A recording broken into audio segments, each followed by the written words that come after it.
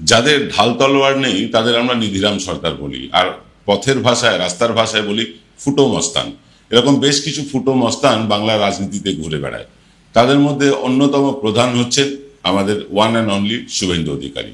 শুভেন্দু অধিকারী এমন এক ফুটো মস্তান, তিনি মস্তানি তো করেন, কিন্তু তার সমস্ত মস্তানি যেন কোথায় হাওয়া হয়ে বেরিয়ে যায়। অর্থাৎ গ্যাস বেলুন এমন ফোটান, তারপরে সেই গ্যাস বেলুন ফোলাতে ফোলাতে এমন জায়গায় চলে যায় যে গ্যাস বেলুনেরই আর অস্তিত্ব খুঁজে পাওয়া যায় না। এর আগে আপনারা দেখেছেন দিনের পর দিন তিনি তারিখ পে তারিখ, তারিখ পে তারিখ দিয়েছেন যে অমুক দিন সরকার পড়ে যাবে, তমুক দিন সরকার পড়ে যাবে। সরকার আর পড়ে না, কিন্তু বিজেপির মানে সমর্থন কিন্তু পড়তে থাকে ধীরে ধীরে। এরকমই একজন ফুটো মস্তান বা নিধিরাম সর্দার, তিনি তাকিয়ে থাকেন চিরকাল, যতদিন থেকে তিনি বিজেপিতে এসছেন তিনি চিরকাল তাকিয়ে থাকেন কেন্দ্রের দিকে। কেন্দ্র কবে অনুকম্পা দেখাবে, কেন্দ্র কবে অ্যাক্টিভ হবে, তারপরে তিনি ক্ষমতায় আসবেন, তারপরে বাংলার বিজেপি ক্ষমতায় আসবে, তিনি মুখ্যমন্ত্রী হবেন, এই স্বপ্নই তিনি দেখেন। আজকের এক্স ফ্যাক্টর হবে তাই নিয়েই।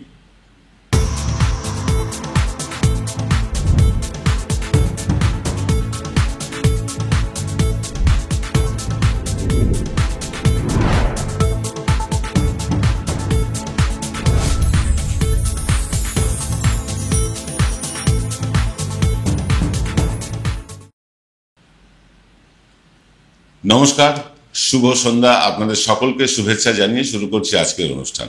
আপনারা জানেন যে আমরা আমাদের অনুষ্ঠানকে অনেক ছোট করে এনেছি, অনেক কম কথায় অনেক বেশি বিষয় বলার চেষ্টা করছি।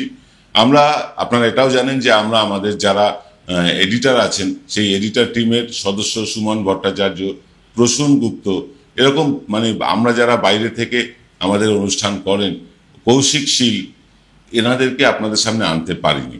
কিন্তু কাল থেকে আবার শুরু হচ্ছে প্রসূন গুপ্তকে দিয়ে। প্রসূন গুপ্ত আসবেন আগামীকাল। দেখুন, 2014 লোকসভা, 2016 বিধানসভা, 2019 আবার লোকসভা, 2021 আবার বিধানসভা, এবার 2026 বিধানসভা। প্রতিটি বিধানসভা নির্বাচনে বা লোকসভা নির্বাচনে আমাদের নিধিরাম সর্দার অপেক্ষা করে থাকেন কখন কেন্দ্রীয় সরকার বা কেন্দ্রীয় বিজেপি তারা অ্যাক্টিভ হবে, তারপর তিনি এই রাজ্যে ক্ষমতা বদল করবেন। কখনো দেখুন নেতা গ্রেফতার করা হয়েছে, দল বদল করা হয়েছে এজেন্সি নির্ভর হয়ে। এজেন্সি নির্ভরতা বিজেপির যায়নি, তাই এজেন্সি নির্ভরতা দিয়ে তারা পশ্চিমবাংলার ক্ষমতা দখল করতে চেয়েছিল। আপনাদের মনে থাকবে এনআরসি কিন্তু স্বরাষ্ট্র দপ্তর নির্ভর ছিল, সেই এনআরসি দিয়ে তারা পশ্চিমবঙ্গের ক্ষমতা দখল করতে চেয়েছিল। সেই স্বরাষ্ট্র দপ্তরের নির্ভরতা পশ্চিমবাংলায় কাজ করেনি। তারপরে কি হলো? তারপরে হলো গোবলয়ের রাজনীতি নির্ভর, হিন্দুত্ব, সনাতন, উগ্র ইসলামের বিরোধিতা, এগুলো হলো, তাতেও কাজ হলো না। এসআইআর দিয়ে বদল হবে, বদলাও হবে। এবার হয়েছে তারা নির্বাচন কমিশন নির্ভর, অর্থাৎ তাদের নিজেদের যোগ্যতা তারা কিন্তু প্রমাণ করতে পারেননি। বিজেপি নিজের যোগ্যতা প্রমাণ করতে পারেননি। তারা বারবার কখনো এজেন্সি নির্ভর, কখনো গোবলয়ের গো সংস্কৃতি নির্ভর, কখনো নির্বাচন কমিশন নির্ভর, আবার কখনো স্বরাষ্ট্র দপ্তরের উপর নির্ভরশীল হয়ে পশ্চিমবাংলার ভোটের বৈতরণী পার করতে চেয়ে বারবার মুখ থুবড়ে পড়েছে। পশ্চিমবঙ্গের নেতা বলতে বাংলায় একটাই মুখ বিজেপির, তিনি হচ্ছেন সেই নিধিরাম সর্দার। যেটা তিনি নিজেও চান, তিনি নিজেও চান না যে তার বিকল্পকে উঠে আসুক, তিনি সেটা হতেও দিতে চান না। দিলীপ ঘোষকে সরিয়ে দিয়েছেন, সুকান্ত মজুমদার ইনঅ্যাক্টিভ, প্রায় ইনঅ্যাক্টিভ মানে তাকে কেউ গুরুত্বই দেয় না। রাহুল সিনহার মতন নেতা ইনঅ্যাক্টিভ হয়ে গিয়েছেন। এরকম বহু নেতাকে ইনঅ্যাক্টিভ করে দিয়ে তিনি সর্বে হয়ে থাকতে চান। কখনো তিনি হাওয়া তোলেন 70% হিন্দু ভোটের, কখনো আবার নেতাদের জেলে পুড়ে হাওয়া তোলার চেষ্টা করেন।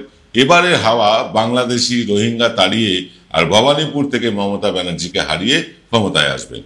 এর আগে মানে এই বিজেপি মানুষের মনে আলোড়ন ফেলে দেওয়া এমন কয়েকটা ইস্যু আছে, সেই ইস্যুগুলোকে তারা হাতছাড়া করেছে দিল্লির ভরসায় বসে থেকে। যেমন ধরুন একটা করে বলি, শিক্ষক নিয়োগ ইস্যু তাদের হাতছাড়া হয়েছে, আরজিকর ইস্যু তাদের হাত থেকে ফসকে গিয়েছে, সন্দেশখালী ইস্যু একটা স্টিং অপারেশনে, মাত্র একটা স্টিং অপারেশনে শেষ।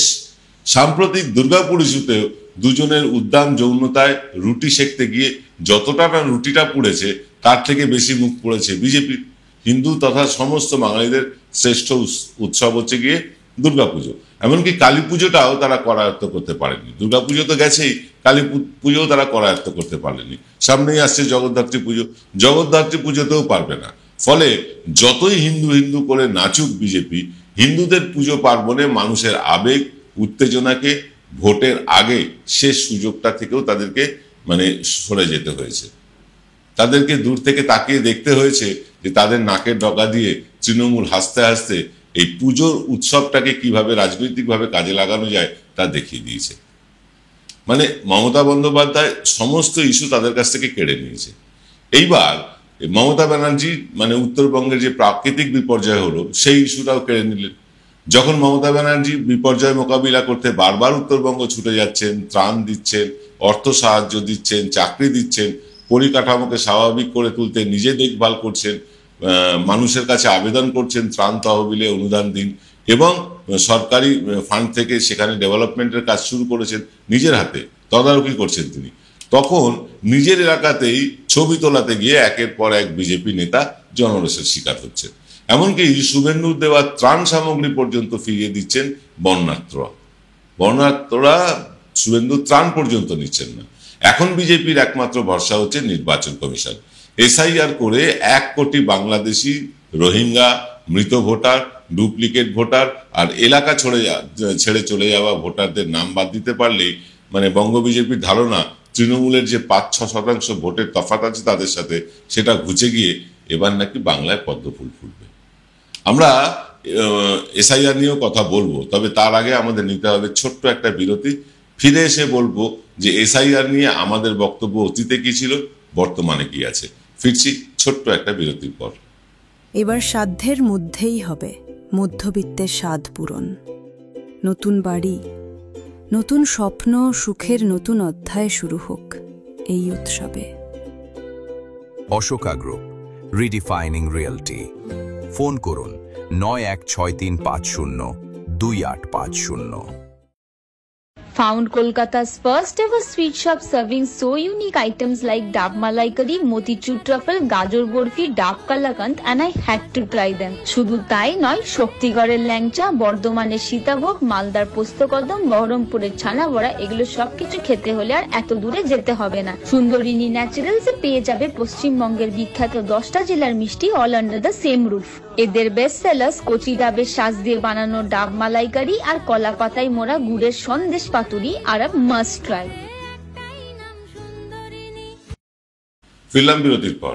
আমরা যেটা বলছিলাম যে বিজেপি ভাবছে যে পশ্চিমবাংলায় এসআইআর করা হবে এবং এসআইআর করলে তৃণমূলের সাথে যে 5% তাদের ভোটের ডিফারেন্স আছে, সেই 5% ভোটের ডিফারেন্স চলে যাবে। এর আগে শুভেন্দু বলেছিলেন যে বিজেপি আর তৃণমূলের মধ্যে যে ভোটের শতাংশের ফারাক, এই 5-6% ভোট, হিন্দুরা 5-6% ভোট দিলেই কিন্তু বিজেপি জিতে যাবে। এটাই তার কথা ছিল। তার মূল লক্ষ্য হচ্ছে ওই 5-6% ভোট বিজেপির অনুকূলে নেওয়া, সেটা হিন্দুদের হোক বা এসআইআর করে হোক। হিন্দুদের ভোট তিনি পাননি, বিগত বেশ কয়েকটা উপনির্বাচনে দেখেছেন। ফলে এবার এসআইআর এর উপর নির্ভর করেছেন। আমরা কিন্তু বিহারে যখন এসআইআর শুরু হয় তখন শুরুতেই বলেছিলাম যে বাংলায় এরকম কিছু হলে বাংলায় সবচেয়ে বেশি ক্ষতিগ্রস্ত হবে বিজেপি। কান্তাপুরী, রাজবংশী এবং মতুয়াদের নাম বাদ যাবে কিন্তু এসআইআরে, আর তাতে বিজেপির ভোটই 3-5% আরো কমে যাবে। অনেকদিন আগে বলেছিলাম। এই যে 5% ভোট কমে যাবে আমরা বলছি, কেন বলছি? আমরা সেটা যেদিন প্রথম যেদিন বলেছিলাম সেদিন অনেকে বিরোধিতা করেছিলেন, অনেক ফোন টোন এসেছিল। হ্যাঁ, আমরা কিন্তু সেদিন বলেছিলাম।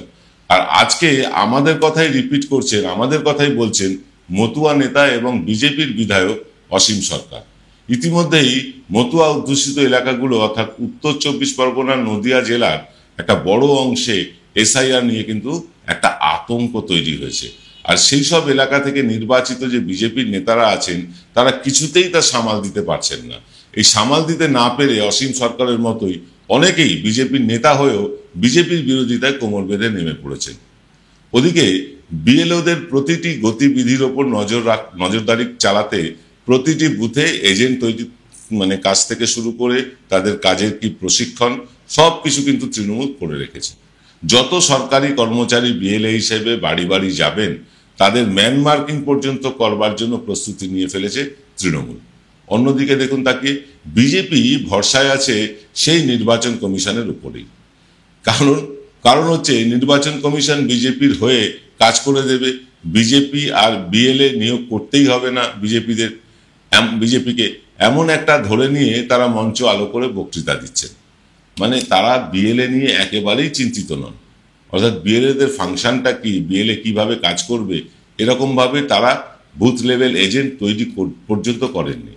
মানে তারা মঞ্চ আলো করে বক্তৃতা দিচ্ছেন, 2-3টে টিভি চ্যানেলে গিয়ে স্নো পাউডার মেখে বসছেন, আর ফেসবুকে স্ট্যাটাস দিয়েই ভাবছেন রাজ্যের 5% মানুষ বিজেপির দিকে এমনি ঝুঁকে পড়বে। সেই 2014 থেকে কেন্দ্রের বিজেপি ক্ষমতায়, 2024 পর্যন্ত তাদের অশ্বমেধের ঘোড়া সারা দেশে চষে বেড়ালো, বাংলায় এসে তা মুখ থুবড়ে পড়েছে।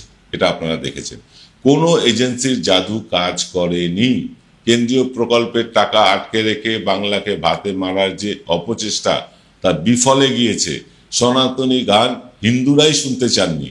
আর এবার নির্বাচন কমিশনের ম্যাজিকেও কোনো কাজ হবে না। তার একটাই কারণ, গত 10 বছরেও বিজেপি এ রাজ্যের 100% বুথে সংগঠনটাই গড়ে তুলতে পারেনি। 60% বুথে তাদের উপস্থিতি মানে চোখে পড়েছে আমাদের। মাত্র 32% থেকে 35% বুথে তাদের মোটামুটি ঠিকঠাক ভদ্রস্থ সংগঠন আছে, কিন্তু বাকি প্রায় 65% বুথ রয়ে গিয়েছে অরক্ষিত।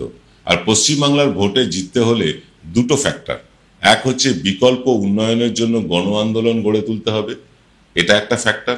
আর দ্বিতীয় হচ্ছে বুথে বুথে ডেডিকেটেড কর্মী তৈরি করতে হবে। আর এই দুটো জিনিসের ক্ষেত্রেই বিজেপি কিন্তু ডাহা ফেল করে বসে আছে নির্বাচন কমিশন আর মিডিয়ার ভরসায়। বিজেপি যেটা করতে চেয়েছিল যে টাকা পয়সা ছড়িয়ে এজেন্ট তৈরি করা, টাকা পয়সা দিয়ে এজেন্ট বসানো ইত্যাদি ইত্যাদি, এই টাকা পয়সা দিয়ে পশ্চিমবাংলার রাজনীতি সাময়িক চলে, বেশি দিন চলে না। সেটা বিজেপি একেবারে হাতে নাতে প্রমাণ পেয়েছে। যেই টাকা পয়সা বন্ধ হয়েছে, এই এজেন্টরা কিন্তু বসে গিয়েছে, তারা বিএলএ হতেও রাজি না। পশ্চিমবাংলায় মানে যাই হোক, এই নির্বাচন কমিশন বা এই যে ভাড়া করা সেনা দিয়ে ভোট বৈতরণী পার করা মানে শুধুমাত্র স্বপ্ন। 2026-এ কেন, আগামী 2036 বলুন বা 2046-এও একেবারে অসম্ভব এই ভাড়া করা বা কি বলবো টাকা পয়সা দিয়ে নেওয়া এজেন্ট এবং নির্বাচন কমিশন দিয়ে পশ্চিমবাংলায় ভোট পার করতে পারবে না বিজেপি। আজ এ পর্যন্ত। কাল সকালে আসবেন প্রসূন গুপ্ত আপনাদের কাছে তার প্রশ্নের পাঁচ নিয়ে। সকলে ভালো থাকবেন। নমস্কার।